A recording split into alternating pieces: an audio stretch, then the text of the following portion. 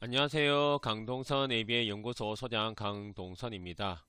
자, 오늘은 행동 중재는 과연 어떠한 원리로 이루어질까라는 주제로 이야기하려고 합니다. 제가 이전에 기능에 따라서 중재한다, 그리고 기능별 중재 전략에 대해서 올린 자료도 있긴 합니다. 근데 다시 한번 자, 지금 돌아와서 생각하면 결국에는 긍정적 행동 지원, 그리고 행동 중재, 현장의 학교나 복지 현장에서 행동 중재를 할 때 많은 어려움을 겪고 있거든요. 결국에는 다 강사들이나 전문가들이 기능에 따라 중재해라 이런 이야기를 많이 합니다. 그럼 과연 그 기능이 무엇인지, 그리고 그 기능은 과연 행동에서는 어떠한 원리로 작용하고 있는지를 알고 있으면은 행동 중재할 때 조금 더 우리가 실패하지 않고 좀 적절한 방법으로 접근을 할 수 있을 것 같아요. 그렇지 않고 행동의 형태만 너무 고집을 해버리면요, 우리가 벌적인 방법이나 지금 당장 대처하는 방법을 많이 쓸 수밖에 없습니다. 이 기능을 안다는 거는요, 이 행동이 일어나는 이유를 파악을 한다는 거거든요. 이유를 파악한다는 건 또 간단합니다. 그거는 뭐 예방이 가능하다는 겁니다. 그래서 PBS가 예방 중심 전략이다라고 하는 것은 기능 평가를 통해 가지고 행동의 원인을 정확하게 파악하면은 예방이 가능한 거예요. 우리가 중재 중에 가장 힘든 중재가 뭐일까요?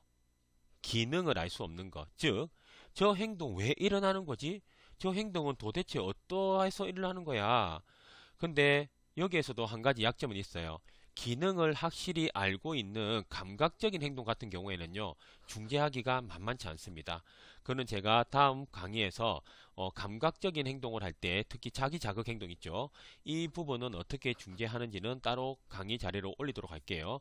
오늘은 그걸 알기 전에 우선은 행동의 원리, 그리고 어떠한 방식으로 이 원리에 따라서 중재를 하는지에 대해서 조금 알아봤으면 좋을 것 같습니다. 그럼 들어가 보도록 할게요. 행동에는 다섯 가지가 있다라는 겁니다. 행동의 원리는 네 가지라고 우리가 이야기를 할 수 있는데요. 즉, 기능은 네 가지인데, 한 가지 더 추가, 우리가 기능평가 제가 다른 거 올린 거 있거든요. 거기에는 네 가지, 뭐 다섯 가지, QABF는 다섯 가지 이렇게 이야기하고 있고요. 패스트 같은 경우에도 약 다섯 가지 정도 이야기를 합니다. 근데 마스, 동기, 사정, 척도 같은 경우에는 네 가지 정도로 이야기를 하고 있죠. 근데 저는 다섯 가지가 맞다라고 보는 입장이거든요. 신체적 문제도 분명히 포함되어 있다는 거고, 그래서 다섯 가지라고 이야기를 하고 있습니다. 뒤에 기능을 이야기하면서 또 한번 이야기해 보도록 할게요.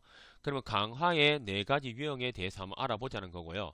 네 가지 유형 중에서 우리가 자동이냐, 사회적이냐, 강화해서 우리가 뭐 정적 강하다, 부적 강하다, 뭐 벌에서도 정적 벌이다, 부적 벌이다, 속어다 이런 이야기들을 많이 했거든요. 그런데 더 중요한 거는요, 자동적 강화인지 사회적 강화인지, 자, 벌도 똑같고요. 그리고 자동적 정적 강화인지 구체적으로 들어가면 그렇습니다. 이거에 대해서 한번 알아보도록 할게요.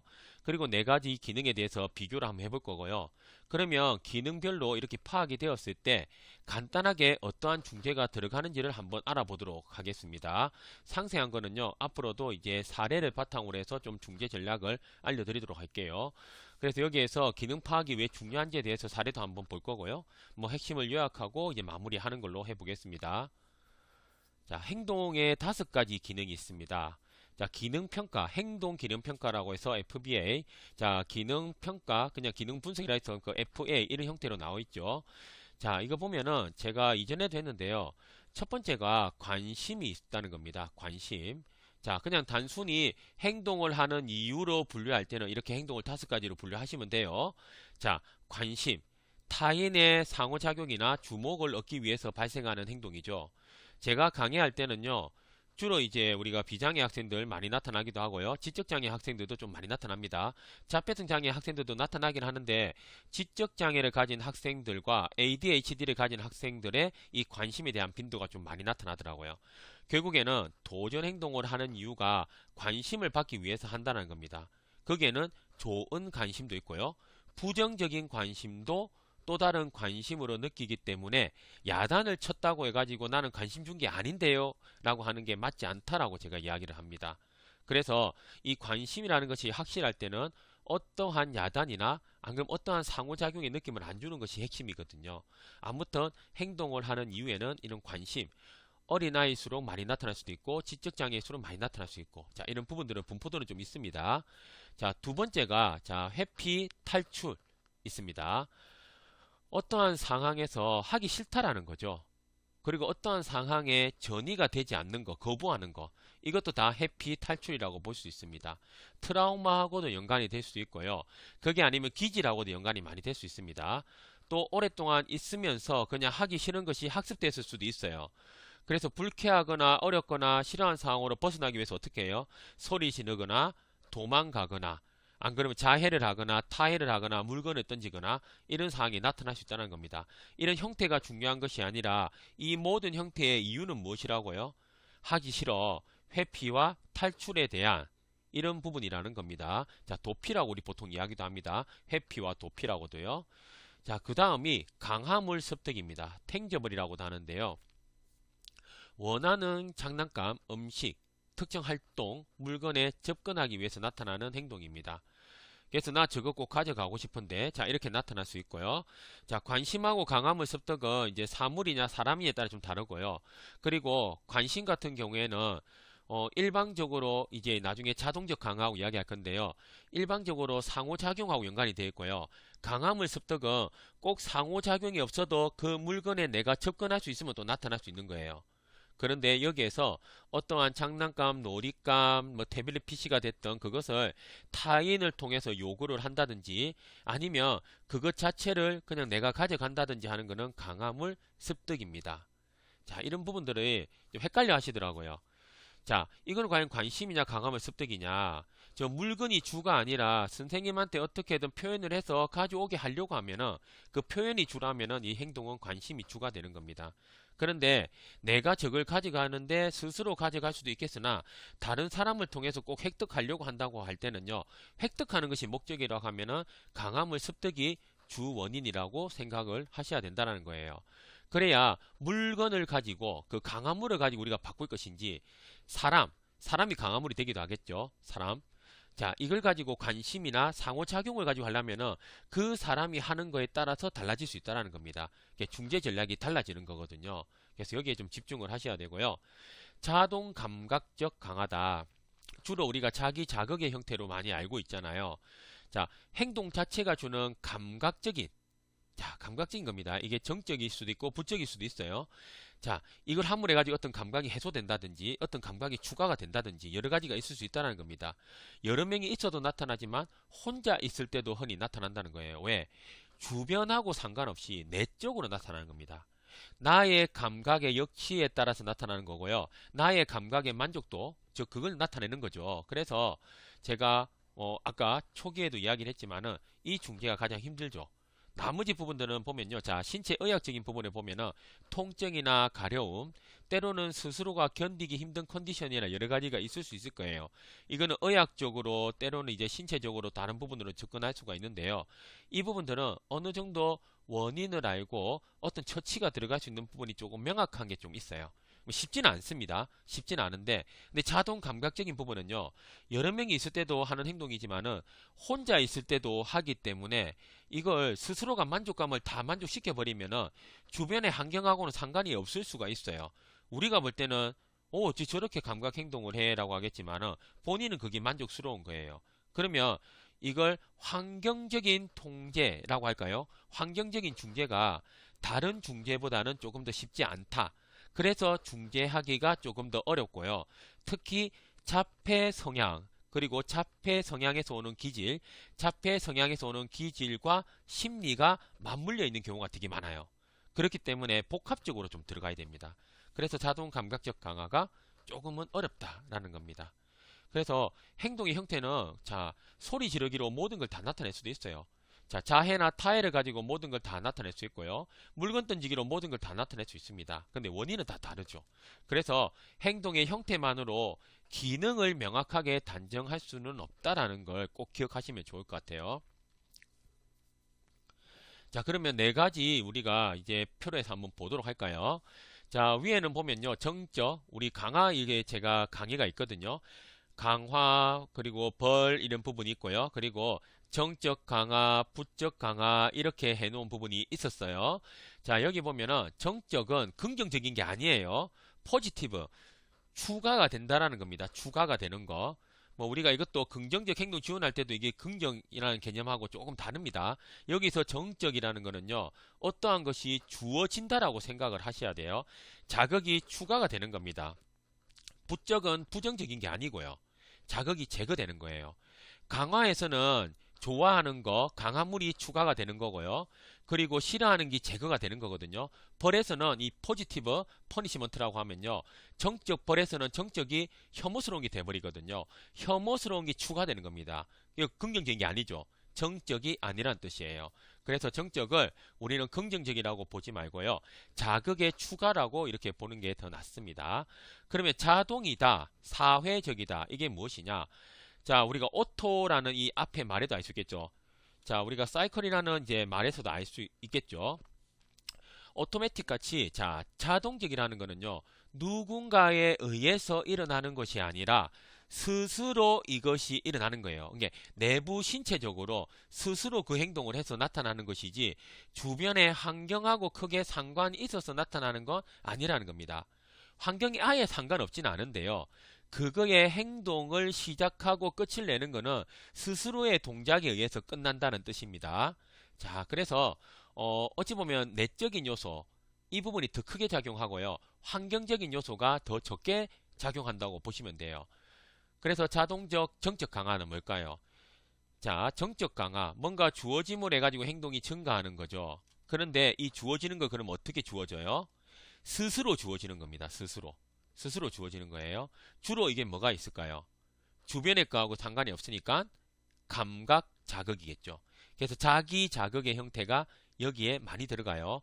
그런데 또 다른 면에서는요, 자동적 정적 강화는 저기 음식이 있어서 내가 좋아하는 거잖아요. 내가 스스로 가져오게 되면은 이것도 자동적 정적 강화는 맞습니다. 이것도 맞아요.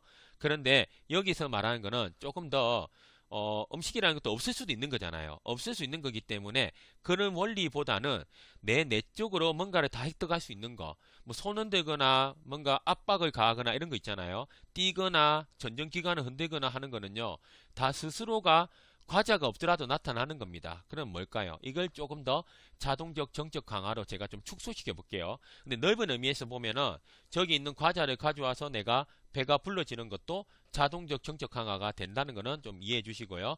약간은 조금 작은 자동적 감각 정적 강화라고 조금 제가 이야기를 해 보도록 할게요. 자, 그러면 자동적 부적 강화는 무엇이냐? 자, 뭔가 행동을 통해 가지고 이걸 없애는 거예요. 없애는 거.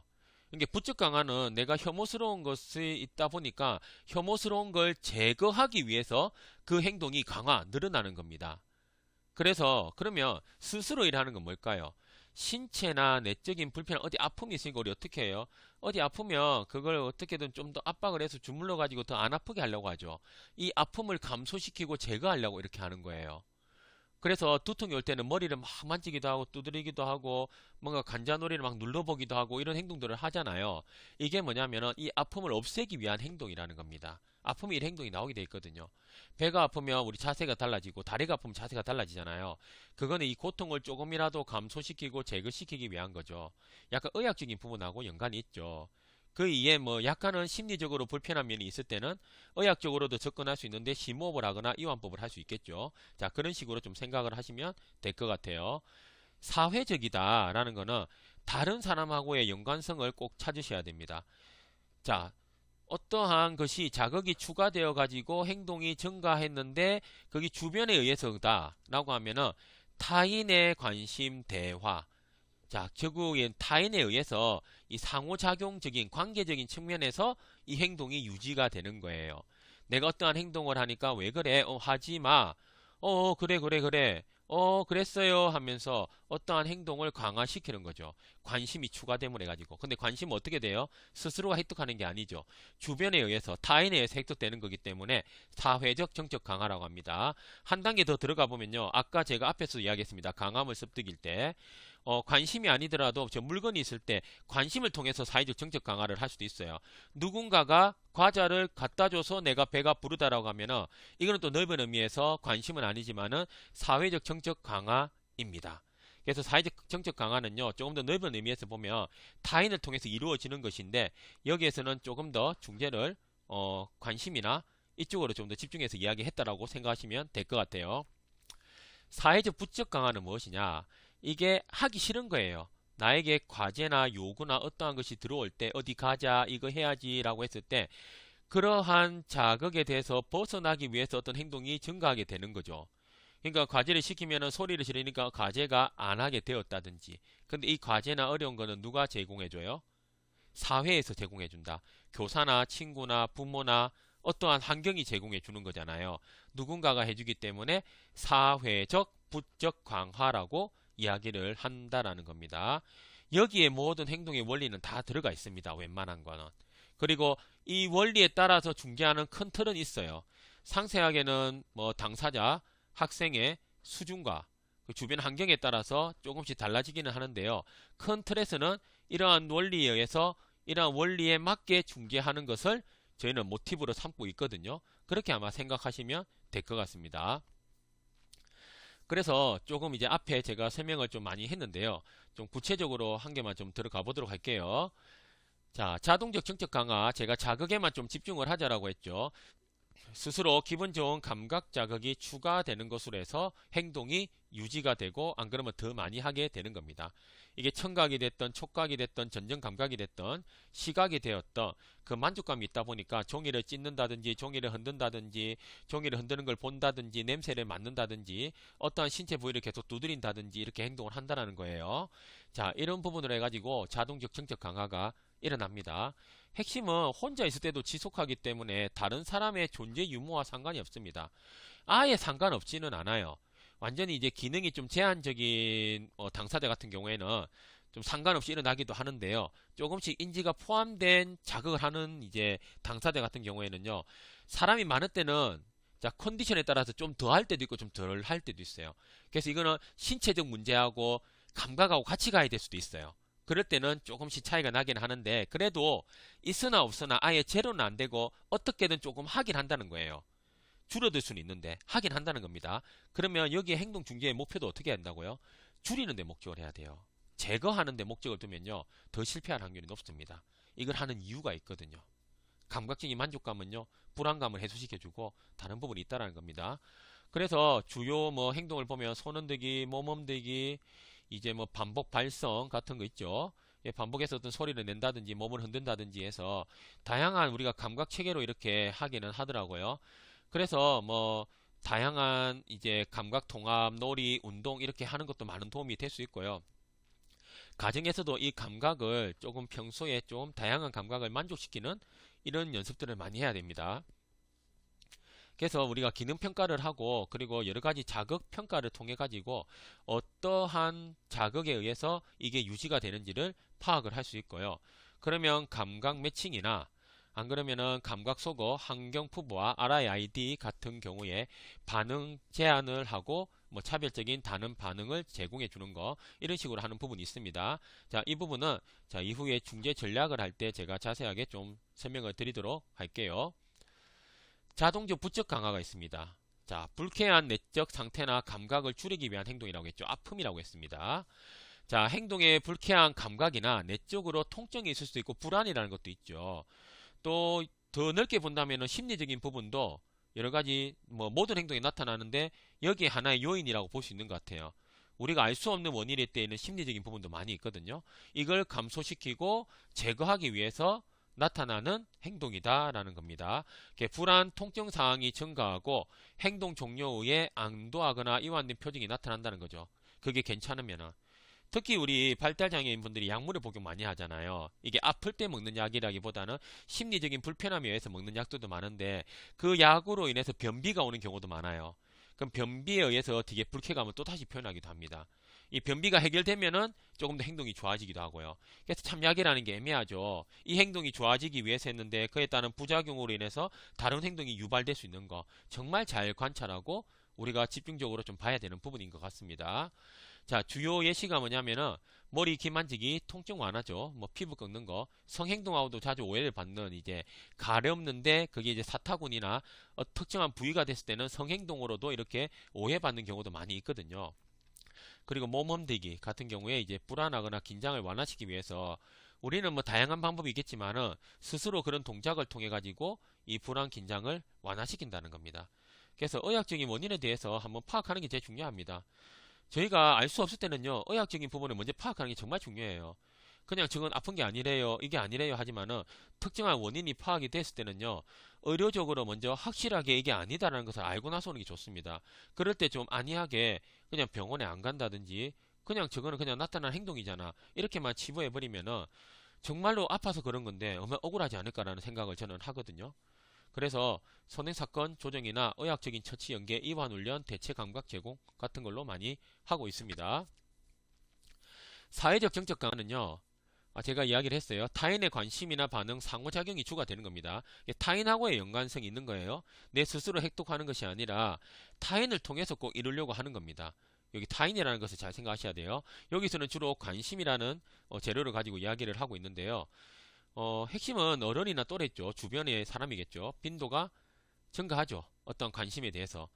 혼자 있을 때는 행동이 거의 나타나지 않아요. 그래서 중재를 할 때 사람에 의한 중재이기 때문에 그래도 중재 전략을 많이 활용할 수 있는 것이 이 사회적 정책 강화라고 생각하시는 게 좋을 것 같습니다. 자, 주요 예시로는 뭐 보면은 안 돼, 왜 그래 했는데, 자, 여기 말했죠. 제가 부정적인 관심도 관심으로 느낀다라고 제가 이야기를 했습니다. 그래서 안 돼, 왜 그래라고 했는데, 오, 왜 그래? 좀 이제 거기에 대해서 과잉 반응을 해주거나, 안 그러면 야단을 혹시나 치게 되었을 때 그것이 또 다른 강화로 되긴 되는 거예요. 우리는 그 행동이 좋지 않아서 야단을 쳤다고 하는데, 그 행동은 오히려 더 증가시키는 강화적인, 우리가 하나의 강아지의 역할을 해버린 거죠. 왜 그래요? 그 말투나 이게 아니라 그 사람에 의해서 이제 내가 사회적 정책 강화를 받았거든요. 그래서 된 겁니다. 그래서 주의를 제공하는 것과 무시하는 것에 대해서 잘 한번 분석을 하셔야 됩니다. 계획적으로 소거해야 되고, FCT나 DRA, 차별 강화, 이런 부분들. 그리고 이제 우리가 FCT는 항상 이제 연습을 많이 해야 됩니다. 앞으로 FCT에 대해서도 단계적으로 연습하는 거 제가 올릴 겁니다. 그때 한번 좀 봐주시면 좋을 것 같아요. 사회적 부적 강화 같은 경우에 어떠한 회피, 도피, 자가 탈출 이런 이야기를 했었죠. 어려운 과제나 어떤 지시가 있을 때 제거하기 위한 행동으로 하는 겁니다. 내가 어떠한 행동을 하면 그걸 안 하게 되었거나 어떠한 장소로 가야 되는데 거기서 큰 텐트럼이 일어나다 보니까 그 장소는 안 가게 되는 결과를 얻게 된 거죠. 그래서 사회적으로 부적 강화가 되었다는 겁니다. 그래서 여러 가지 관찰을 하다 보면 이런 행동들이 많이 나타나고요. 특히 우리가 발달 장애인 분들 같은 경우에 제가 기능 평가를 하다 보면 이 회피 기능은 꼭 많이 가지고 있는 경우가 많더라고요. 이게 많은 트라우마, 학습된 무기력감도 저는 있다고 보거든요. 뭔가 하면 안 됐을 거다, 불안하다, 뭐 기질적인 부분도 분명히 있겠죠. 그래도 아무튼 많이 가지고 있습니다. 과제 중에 반복 행동이 발생했는데 과제가 중지되면은 난이도를 하향 조절을 해주니까 내가 이렇게 하면 쉬운 거 내주는가 봐. 뭐 우리 어린아이들 같은 경우에도 그렇잖아요. 막 어떻게 약간 텐트럼 아닌 뭐 약간은 우기는 부분, 자기 변명하는 부분을 하면은 자, 오늘 10개 풀어보자 라고 했다가 알았다 알았다, 그래 힘들면 5개만 풀어라. 그럼 어떻게 돼요? 다음에 또 때를 쓰고 그러한 행동이 증가한다는 거거든요. 자, 이런 게 하나의 행동의 원리라고 보시면 된다라는 거예요. 그래서 요구의 강도에 대해서 조작하는 거, 자, 탈출 가능성을 테스트하는 부분들, 그리고 이제 중재할 때는 우리가 요구 페이딩, FCT하고 연관이 있습니다. 그거 말고도 FCT에서 좀 단편적인 요구 페이딩 하는 거, 이것도 할 수 있고요. 과제를 혼합해가지고 이제 주는 게 있습니다. 우리가 뭐 프리맥의 원리, 안 그러면 과제 난이도 조절하는 거, 고학률 요구 연속 이런 개념들이 있거든요. 이거는 이후에 조금씩 또 자세하게 해보도록 할게요. FCT는 분명히 따르고요. 그리고 차별 강화 중에서 이제 부적 차별 강화 형태입니다. 대체 행동인데 부적 차별 강화 형태를 띠고 있는 걸 DNRA라고 이야기합니다.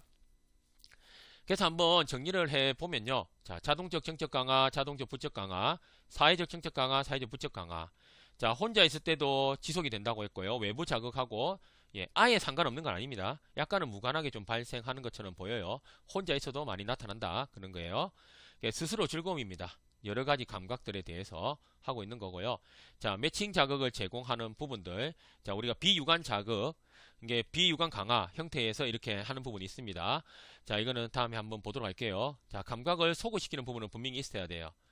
그래서 우리가 RIRD 형태의 많이 가져갑니다. 그리고 환경을 풍부화시키는 게 상당히 중요합니다. 자, 환경을 풍부화시키는 거. 우리가 결국에는 완전히 매칭할 수도 없고요. 완전히 소구시킬 수가 없어요. 그러면 우리가 환경의 풍부화를 통해 가지고 어떻게든 이걸 적절하게 해소를 시켜주는 방법들을 다양하게 고안해야 돼요. 완전한 매칭 자극 형태도 하기가 쉽지가 않거든요. 자, 이후에 한번 이야기해 보도록 할게요. 자, 자동적 부적 강화는 불안, 통증, 긴장, 아픔이라고 했죠. 안 그러면 심리적인 불안이나 이런 걸 이야기하는 겁니다. 그래서 불쾌한 감각이나 자, 이런 가려움, 아픔, 안 그러면 심리적인 것을 경감시키거나 제거하는 것이 목적이라는 겁니다. 의학적인 평가에 가야 되고 처치를 해야 되겠죠. 그리고 이게 일어날 때의 전조 증상은 뭐가 있는지 그런 거에 대해서 사전에 제거해 주는 거. 뭔가 이제 피부가 안 좋으면은 온도를 조절함으로 해가지고 이 피부를 처음에 좀 예방하는 거. 이런 것들도 다 됩니다. 안 그럼 로션을 미리 발라주는 거 해가지고 꺾는 것을 완화시키는 거. 이런 걸 하셔도 돼요. 그리고 이완 훈련하고 이걸 통해 불안감을 약간은 감각을 줘가지고 해소시키는 것도 한번 생각을 하셔야 되는 겁니다. 자, 사회적 정책 강화의 경우에는요, 어른의 반응, 주변의 반응이 중요합니다. 혼자 있을 때는 잘 나타나지 않죠. 그래서 주변 환경을 통해서 이렇게 사회적인 부분은요, 좀 바꿀 수가 있어요. 그래서 관심이나 꾸중이나 이걸 이제 특정 상호작용을 통해서 획득하게 되거든요. 자, 우리 계획적인 소거, 이런 부분들을 하게 되는데, 자, FCT나 DRA 이런 전략들은 뒤에서 이야기하도록 하고요. 이러한 부분에서 이러한 전략들이 나오게 된다. 이미 이러한 전략들을 알고 계신 분들은요. 조금 더 이걸 이 상황과 기능에 맞게 어떻게 전개 전략을 그냥 내가 쓰고 있지는 않은지 이 기능에 따라서 잘 쓰고 있는지를 한번 더 고민해 보시면 좋을 것 같아요.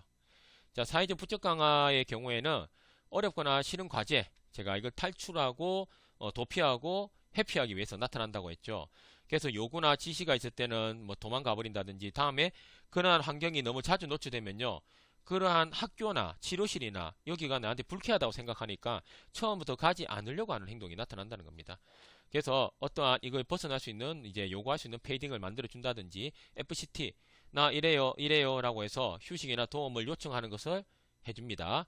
자, 그래서 그리고 선행 전략이라고 해서 선행 과제와 혼합을 해가지고 하는 여러 가지 부분들이 있어요. 자, 이 부분들을 한번 풀어가지고 한번 강의로 만들어 보도록 하겠습니다. 자, 그래서 자동적인 강화에서는 큰 틀에서는 이렇게 간다는 겁니다. 감각을 자 소거시키고 매칭 자극을 해줘야 돼요. 그 감각을 없애기만 하면 제가 답이 없다라고 항상 이야기를 하고 있습니다. 대체할 수 있는 감각을 꼭 줘야 됩니다. 그걸 주고 나서 그런데 이 대체할 수 있는 자극을 준다고 하더라도 항상 줄 수 없을 수가 있고요. 그러다 보면은 그 행동이 일어날 때는 계속 어떻게 해야 됩니까? 라는 부분이 있잖아요. 그럴 때는 우리가 일단 반응 차단을 하고 나서 전환시키는 게 중요합니다. 이게 정말 중요하거든요. 자, 다시 한번 보도록 할게요. 감각 소거의 경우에는요. 일단 물건을 두드리는 소리 주듯이 바닥에 카펫이나 스펀지를 깔아가지고 그 감각을 소거시키는 거예요. 어찌 보면 여기에서도 감각을 약간은 차단시켜 주는 것과 비슷하거든요. 이거는 감각을 그냥 소거시키는 거고 반응 차단은 우리가 언어적으로나 다른 걸로 통해 가지고 이걸 차단을 시켜 버리는 겁니다. 조금은 달라요. 소거의 큰 개념에 들어가지만은 차단이라는 거하고 조금 다릅니다. 여기에 들어가는데 매칭 자극을 제공을 할 거예요. 소리가 이런 거라면은 그 소리와 비슷한 거, 시각이라면 시각과 비슷한 거, 이걸 분명히 많이 해줘야 되고요. 그런데 이걸 계속 해줄 수는 없습니다. 풍부하게 미리 제공하는 거, 동기 낮춰주는 거 정말 중요합니다. 완전한 매칭 자극을 하면 제일 좋고요. 그게 만약에 되지 않을 때는 다른 자극도 괜찮아요. 꼭 우리가 시각적으로 청각적인 자극이 있다 해가지고 거기에만 무조건 매칭할 필요는 없습니다. 감각적인 걸 조금 다른 감각 쪽을 풀어주면은 이 시각적이고 청각적인 것이 조금 더 해결될 수도 있거든요. 그래서 이걸 꼭 맞출 필요는 없다라는 겁니다. 반응 차단하고 전환하는 부분이 또 있거든요. 이 부분은 앞에 감각적인 소거 있잖아요. 그 소거하고 약간 비슷할 수도 있지만 좀 달라요. 매칭 자극 제공하고도 비슷할 수 있는데 조금 다릅니다. 이 행동이 발생할 때 예를 들어서 소리를 지르는 행동을 계속 한다라고 할 때 일단은 이름을 부른다든지 어떻게든 이걸 차단을 시키는 겁니다. 그러면서 자 계속 소리 내니까 네 이름이 뭐지? 오늘 뭐 해야 되지? 이건 뭘까? 하면서 그 관심을 돌려버리는 거예요. 여기서는 뭐예요? 자기가 평소에 할 수 있는 걸 통해 가지고 왜냐하면 그 자극을 하다 보면 계속 거기에 빠져들 때가 있거든요. 그 빠져드는 걸 계속 두게 되면요. 그거 자체가 또 하나의 강화가 돼버려요. 아니면 다른 심리적인 부분하고 연관이 돼버립니다. 그래서 일단은 이게 나타났을 때 우리가 항상 해줄 수는 없겠죠. 보통 이제 매칭 작은 게 풍부한 환경이나 다른 걸 할 때는 일단은 두고요. 그때는 조금 나타난 걸 두는데 뭐 수업 상황이거나 우리가 특별한 행동을 하지 말았으면 하는 상황이 있잖아요. 그 상황일 때는 일단은 차단을 시키고 전환을 시키는 것으로 훈련을 좀 해주면 좋다라는 겁니다. 그렇게 해서 거기에 빠져들지 않고 다른 쪽으로 한번 전환이 되고 나면 다시 안 빠져들 때가 있어요. 특히 한 번 행동을 하면 그 강도가 계속해서 올라가면서 거기에 행동에 스스로의 자극에 빠지는 듯한 행동일 때는 더 이런 차단이 필요할 수가 있습니다. 근데 무조건 차단하고 속음만 해버리면 어떻게 될까요? 본인의 불안이나 여러 가지 감각적인 만족도를 못했기 때문에 더 심한 행동이 나타납니다. 그래서 항상 이게 복합적으로 사용해 줘야 되고요. 그리고 데이터를 기반으로 해가지고 자 혼자 있을 때 많이 나타난다고 하는 또 어떨 때 많이 나타나는지 보면요. 어떨 때 적절하게 해소할 수 있는지 어떨 때는 적절하게 뭘 할 수 있는지를 우리가 알 수 있다는 겁니다. 이후에 다시 한번 더 해보도록 할게요. 자 사회적 강화할 때는 누군가의 영향을 받기 때문에 계획적으로 가능하다는 거예요. 누군가의 관심을 조작한다든지 아니면 과제를 조절한다든지 이런 식으로 다 할 수가 있겠죠. 그래서 이런 관심이나 계획적으로 이렇게 해볼 수 있다는 거고요. 그리고 나는 관심 받고 싶어 이런 걸 이게 그래 그 좋은 의미인지는 알겠어. 근데 항상 도전 행동, 소리 지르기나 타해나 자해로 일어나니까 그냥 조금 긍정적인 행동이나 대체 행동이라고 이야기하죠. 대체 의사소통, 대체 행동이 될 수도 있고요.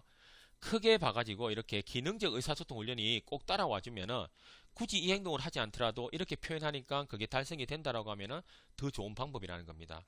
그래서 우리가 대체 행동 교수할 때는 이 FCT가 꼭 따라온다라는 거 한번 생각해 보시고요. 차별 강화 중요합니다. 무조건 우리가 속을 시키는 건 답은 아니거든요. 적절하게 형태에 따라서 우리가 강화, 차별적으로 강화주는 거. DRA, DRI, DNRA, 뭐 DRO 이 형태가 있는데요. 이 부분은 아마 제가 차별 강화 강의에도 올려놨습니다. 이제 실제 사례를 가지고 이 차별 강화를 조금 더 설명해 드릴 테니까 그때 우리가 좀 잘 이렇게 해보면 좋을 것 같아요. 자, 선행사건 주어정이 있죠. 행동이 일어나기 전에 과제 난이도를 조절한다거나 이제 선호 비선호 과제를 혼합하는 거 이런 부분들이 있거든요. 우리가 그래서 고확률 요구 연속이나 안건 프리맥의 원리 같은 것도 있고요. 그냥 적절하게 과제 난이도나 이걸 미리 맞춰서 개별화에 맞게 또 적합하게 조절해 주는 거, 안건 프로그램 조절해 주는 거 이런 것들이 다 선행 사건 조정이라고 생각하시면 될 것 같습니다. 그래서 여기에 뭐 제가 주의할 점하고 속어 발작이 일어난다는 부분들이 있는데요. 이러한 부분들은 제가 중재를 할 때 조금 더 자세하게 알려드릴 테니까 사례를 보면서 좀 이야기해 보면 좋을 것 같아요.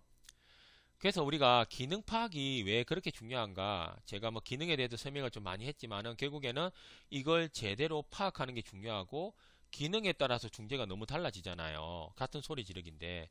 자, 여기에 보시면은 6세의 A라는 학생이 있습니다. 교실 내에서 빈번하게 나타나는 손흔들기. 자, 이렇게 저한테 질문을 올 때도 많아요.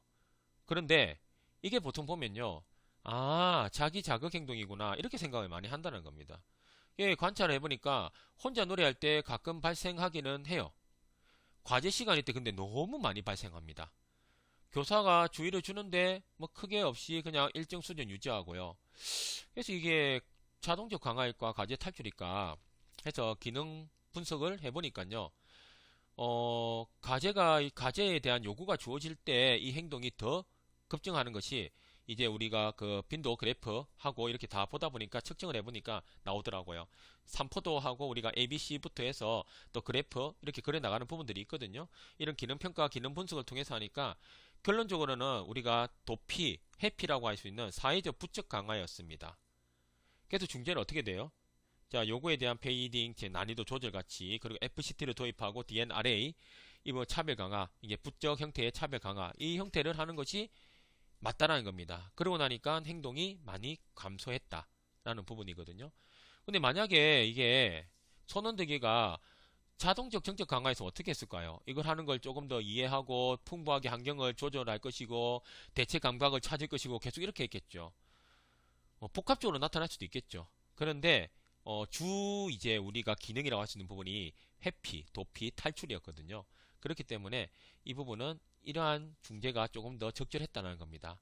그래서 더 괜찮은 중재로 가기 위해서는 이러한 과정이 꼭 필요하다는 것을 제가 이야기를 드리는 거예요.